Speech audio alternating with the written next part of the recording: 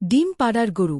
অনেক দিন আগে এক অদ্ভুত ও আশ্চর্যজনক খামারে লীলা নামে একটি গরু থাকত। লীলা দেখতে অন্য যেকোনো গরুর মতোই ছিল, বড় বাদামি চোখ এবং কোমল মুখ ছিল। কিন্তু লীলা সাধারণ গরু ছিল না, সে ডিম দিতে পারত। প্রতিদিন সকালে দুধ দেওয়ার পরিবর্তে লীলা গর্বের সাথে একটি বড়, দাগযুক্ত ডিম পাড়ত। কৃষক রবি তার চোখকে বিশ্বাস করতে পারত না। প্রথমে অন্যান্য প্রাণীরা খুব বিভ্রান্ত ছিল। গরু ডিম পাড়ে না, মুরগিগুলোকে ঠোকর মারল। আমার মনে হয় আমি ডিম পাড়ি, লীলা খুশিতে বলল।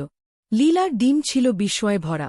কারো ভেতরে কৃমি পনির ছিল, কারো ভেতরে ছিল ছোট ছোট চকোলেটের খাবার। একবার লীলা এমনকি একটি ডিম পাড়ল যা থেকে ফুটে একটি বাচ্চা হাঁস জন্মেছিল, যার নাম সে ডেইজি রেখেছিল। বিখ্যাত ডিম পাড়ার গরুটি দেখতে দূর দূরান্ত থেকে মানুষ আসত। বাচ্চারা আনন্দে হেসেছিল এবং কৃষক তার জাদুকরী গরুটির জন্য বেশ গর্বিত হয়েছিল।